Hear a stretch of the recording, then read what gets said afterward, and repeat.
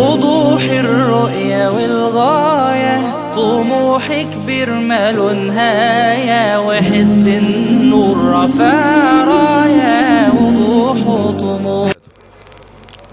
الحمد لله والصلاة والسلام على رسول الله وعلى آله وصحبه ومن والاه. بداية أعرب عن سعادتي لوجودي بين هذه الثلة الكريمة من كوادر وأبناء ومحبي وأضياف ومرشحي وقيادات حزب النور.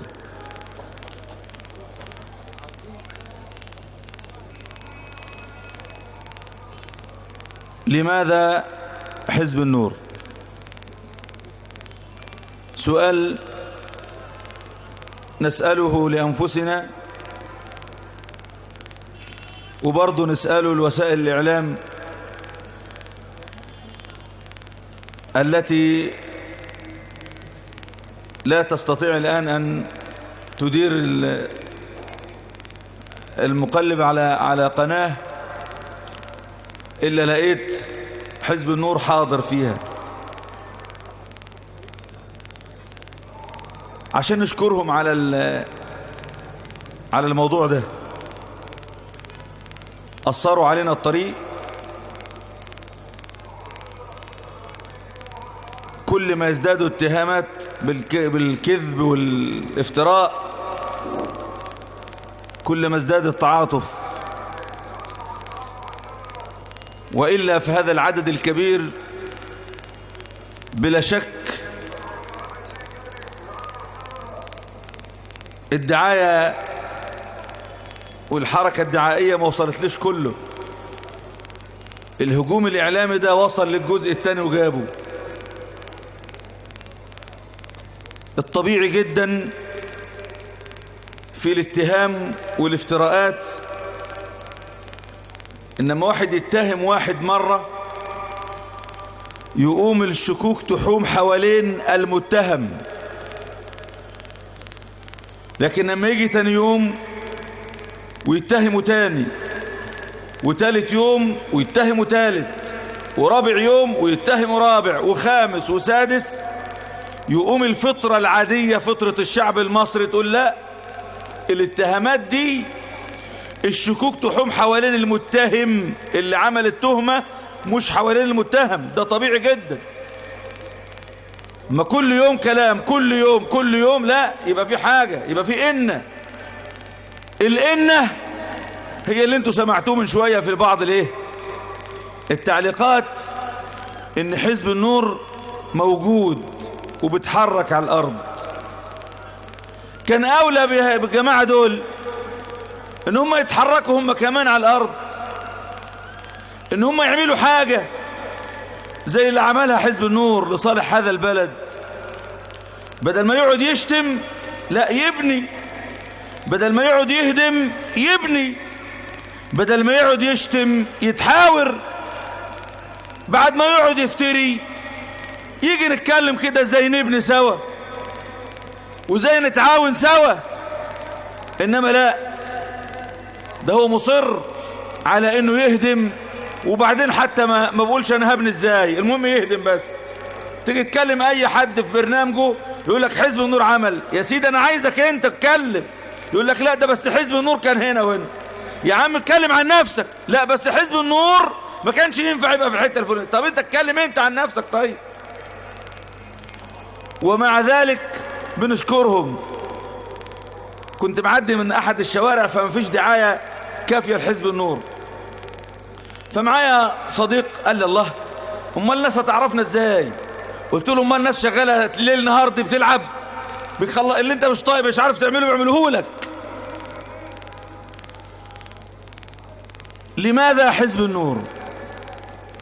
عشان نجيب بقى على تساؤلات الناس دول. حزب النور ليه؟ وعشان ايه حزب النور؟ ليه حزب النور موجود؟ وبرضه عشان نجيب على تساؤلاتك ليه حزب النور، وعشان نجيب على تساؤلات كثير من الشعب المصري الطيب عايز يتعرف على حزب النور. لماذا حزب النور؟ لأن حزب النور يحمل رؤية إصلاحية متدرجة في جميع المجالات: المجال السياسي، المجال الاقتصادي، المجال الاجتماعي، مجال التعليم، مجال الصحة، مجال البيئة، مجال الصناعة، مجال الطاقة، مجال السياحة، مجال الزراعة، مجال الأسرة، مجال المرأة، مجال الطفل، مجال الشباب، مجال الرياضة، مجال العدالة الاجتماعية ومكافحة الفساد، مجال السياسة الخارجية والأمن القومي. جميع المجالات عنده رؤية إصلاحية متدرجة، ما هيش رؤية إصلاحية خيالية، لا، واقعية. ما هيش رؤية إصلاحية متوهمة، لا، حقيقية. ما هيش رؤية إصلاحية تؤدي إلى الهدم وإلى الانقسامات والتفتيت، لا، تؤدي إلى التجميع. رؤية إصلاحية في جميع المجالات، في جميع المجالات،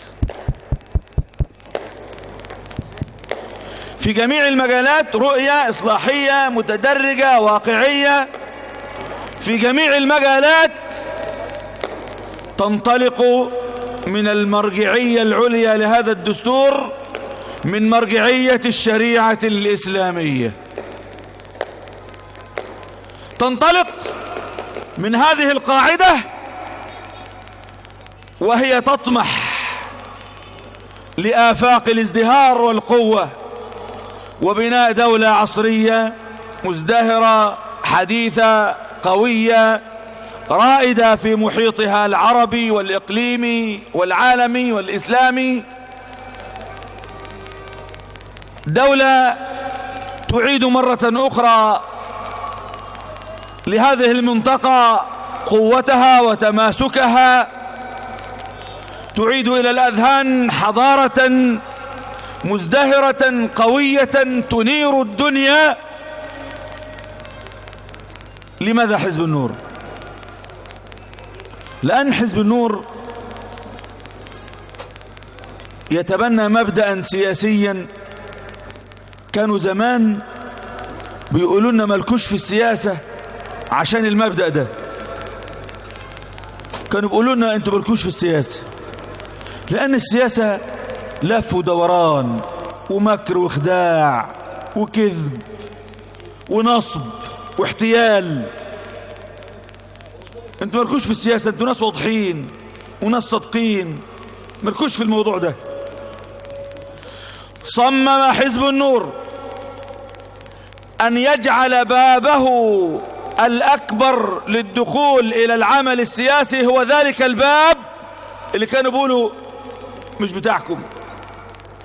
صمم حزب النور أن يجعل دخوله إلى السياسة من باب الصدق والوضوح، وكل يوم بيزداد حزب النور تقدما بهذا المبدأ اللي كانوا بيقولوا مش سياسة.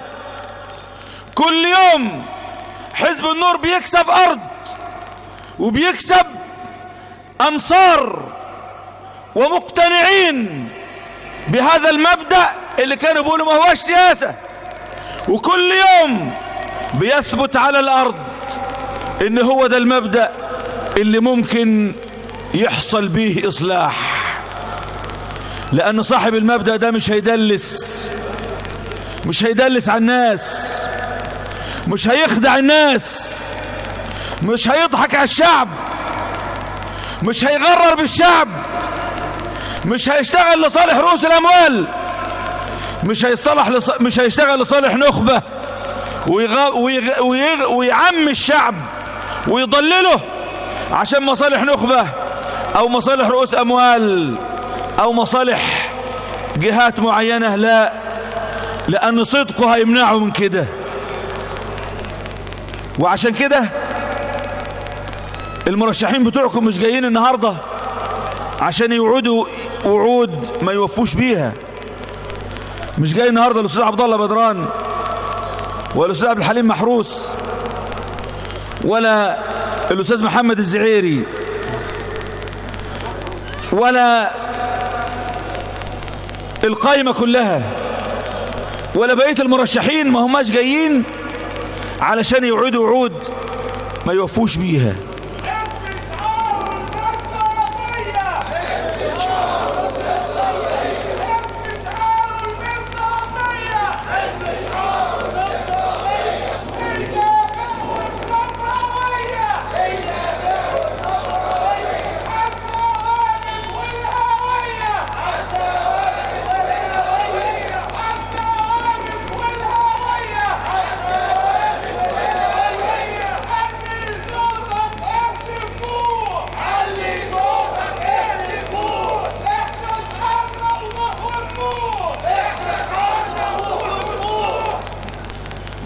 مش جايين النهاردة عشان يوعدوا وعود وما يوفوش بيها. لو احنا سألنا سؤال بسيط، لو في ال6 دورات اللي فاتوا من مجلس الشعب ومجلس الشورى كان كل مرشح وفى باللي وعد بيه، كان هيفضل شاب عاطل مش لاقي شغل؟ كان هيفضل حي ما فيهوش كل الخدمات؟ كان هيفضل طريق او شارع مش على اعلى مستويات التقدم والرقي؟ كان هيفضل حد فقير لو كان كل واحد من في ال6 دورات اللي فاتوا شعب وشورى عمل اللي وعد بيه، وفى بما وعد بيه؟ كانش هيبقى موجود حد محتاج حاجة. اللي كانت الوعود وردية، كانت الوعود كل اللي انت عايزه يوعدك بيه، بس اما ينجح ما تشوفوش. لا، حزب النور جاي النهارده عشان يقول لك 3 وعود، عشان يقول 3 وعود، وبقول لك حاسبنا عليها مش كل سنة، لا كل يوم نتحاسب عليها. 3 وعود وانت قرر، وادي احنا مع بعض قرر بعد ال3 وعود دول يستحقوا انك تديله عشانهم صوتك ولا لا؟ وان اديت له او ما اديتلوش وهو نجح هتحاسبه، وهتحاسبه كل يوم لو انت عايز. الوعد الاول الصدق والوضوح. الوضوح فمش هيدلس عليك في حاجة، مش هيغمي عينيك عشان يعدي حاجة مع جهة من الجهات او مجموعة رؤوس اموال او مجموعة ناس عايزة تقسم التورته على بعضها. لا، مش هيعمل زي زمان، زي ما كانوا عايزين اما يجي مجموعة عايزة تحصل تملى الخزانة بتاعتها، يعملوا قانون ويجهزوا الشركة اللي هتستفيد من اثر القانون قبل ما يصدر القانون. يوم اول ما يجي القانون على طول يفرغ في الجهة المرسومة له في الجزء المنتظره. حتى القرارات قبل ما يصدر القرار بيتم التشاور فيه مع اصحاب رؤوس الاموال. مين اللي هيستفيد من القرار ده المرة دي؟ مين اللي هيستفيد من القرار المتعلق بالجمارك او الضرائب؟ مين اللي هيستفيد من القرار المتعلق بالرسوم؟ مين اللي هيستفيد من القرار المتعلق بتخصيص مكان لمدينة؟ مين اللي هيستفيد من القرار المتعلق باستصلاح جزء من الأراضي؟ مين اللي هيستفيد بالقرار المتعلق بإنشاء شركة بإنشاء مشروع معين؟ مين اللي هيستفيد الأول؟ مش الشعب، لا، اللي هيستفيد المجموعات اللي بتقول سيب ونسيب لبعض، عايشين على كده، والشعب المصري هو الضحية الأولى. لا، بنقول لك لا، هيبقى فيه وضوح، ما نرضاش على نفسنا بكده. هيبقى المصلحة الأولى هي الشعب، لصالح الشعب، لصالح الناس، لصالح المواطن، لصالح الطبقات الفقيرة والمهمشة والمتوسطة، لصالح هذه الطبقات التي كانت غائبة عن التأثير في اتخاذ القرار عشرات السنين. الوعد الثاني العمل على تحقيق العدالة. العمل على تحقيق العدالة اللي تمنع تمييز شاب عن شاب، ده يتوظف في أعلى الأماكن وياخد مئات الآلاف والتاني مش لاقي ياكل.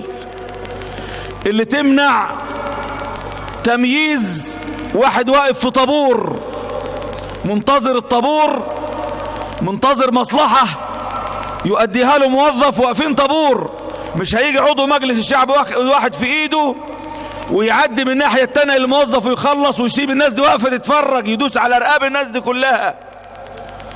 العدالة اللي تمنع تحويل صرف صحي من شارع لشارع علشان في الشارع التاني زعيم الزعماء اللي في المجموعة اللي هي بتاعت المصالح.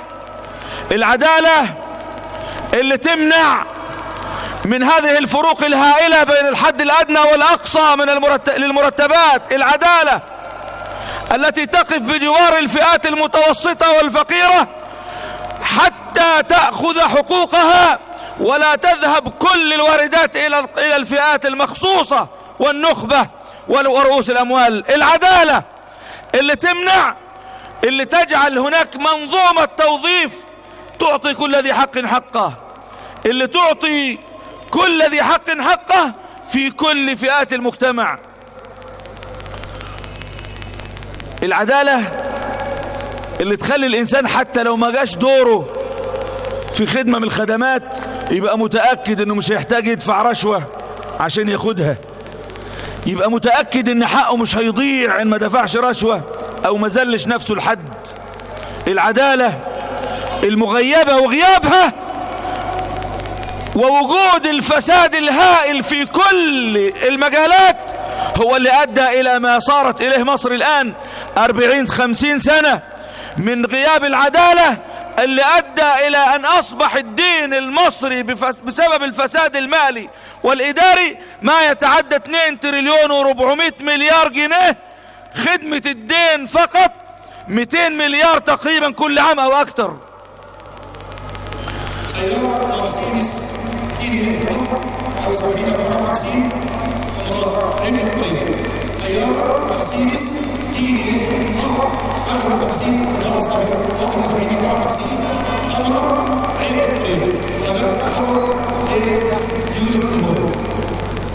العدالة اللي إذا حس بها المواطن حتى لو موارد الدولة مش كافية لدوره هيشعر بالأمان وهيقدر يصبر، لكن هو طول ما هو شايف ان اللي مش مستحق بياخد والمستحق بيتحرم اما برشوة او محسوبية او بوجاهة او بصوت انتخابي او اي حاجة، فهو يشعر بالظلم والقهر، يشعر بالطغيان اللي بيحرمه من حقوقه، اللي بخليه ما يقدرش يتعامل، لا يشعر ان مصر دي بلده ولا وطنه، يشعر ان هو غريب في بلده، ان هو ضيف على بلده، ان هو بيشحت من بلده. لا، العدالة المقصودة هي العدالة التي تؤدي الى ان يأخذ كل ذي حق حقه. هي دي عدالة في التشريع، مشاريع قوانين تضمن تحقيق العدالة، عدالة في الرقابة على مؤسسات الدولة ليتم تنفيذ القوانين التي تؤدي الى تحقيق العدالة والقرارات التي تؤدي الى تحقيق العدالة. ده الوعد الثاني اللي بيوعده لك مرشح حزب النور، العمل على تحقيق العدالة الاجتماعية. يا أهلينا اسقط انت، يا أهلينا اسقط انت، يا أهلينا اسقط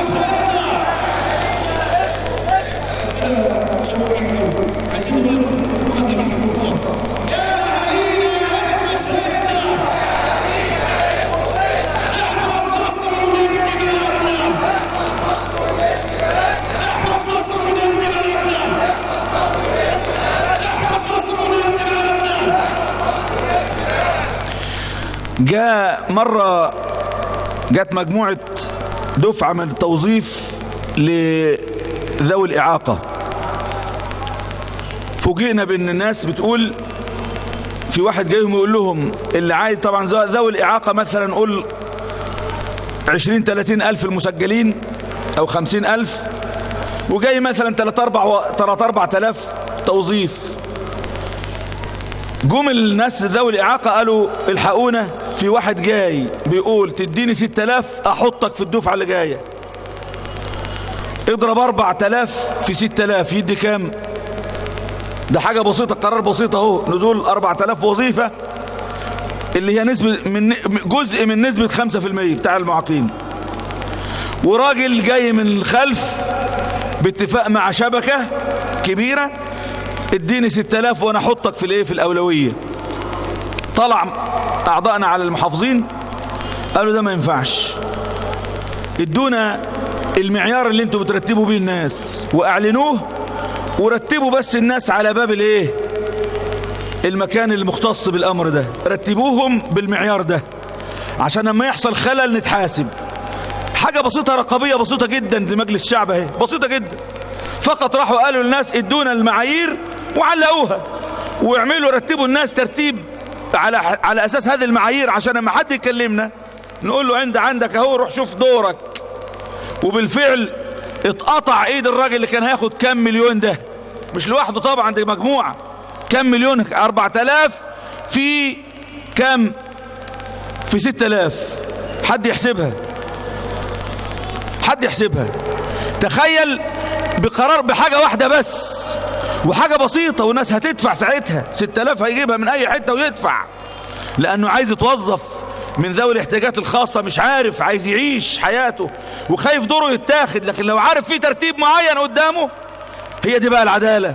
ترتيب على معايير، مش على محسوبيات، ولا على صداقات، ولا على وجاهات، ولا على رشاوى، ولا على فساد، ولا على اختلاس، لا، على معايير محددة. يقوم الكل يصبر لما يجي دوره، الكل يصبر لما يجي دوره، ساعتها يقوم يشعر أما إذا شعر بتحقيق العدالة هيطمئن، حتى لو موارد الدولة ما تجيبش دوره دلوقتي، هيصبر لما يجي دوره. والعدالة هتحد من هذه الأموال الهائلة التي تذهب إلى بعض المستشارين وبعض كبار الموظفين والإداريين. 15% كانوا بيتقاضوا ما يعادل أضعاف 85% من الموظفين.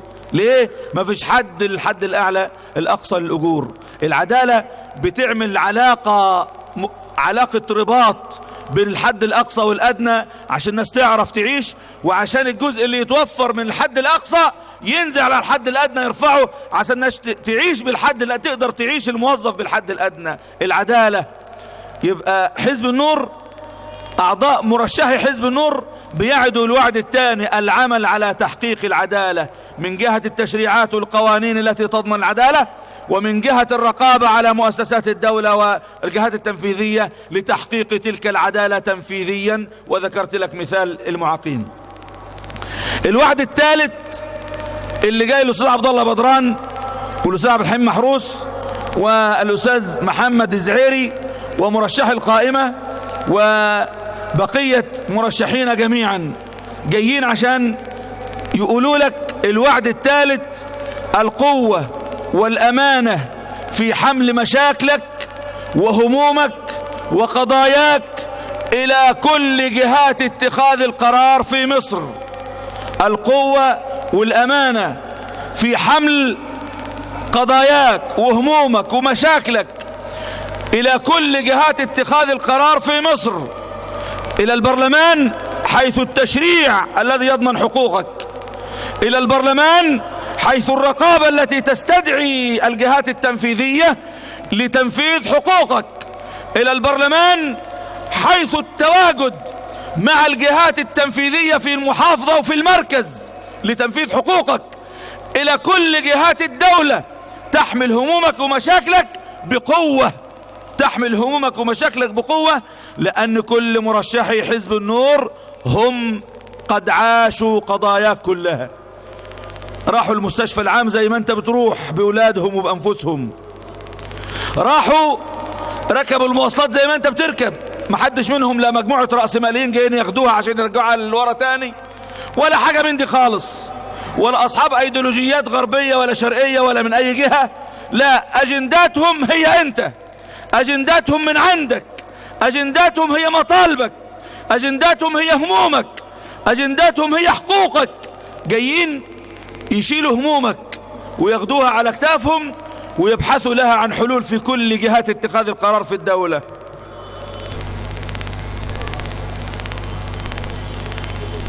الوعد الثالث حمل همومك وقضاياك ومشاكلك لكل جهات اتخاذ القرار.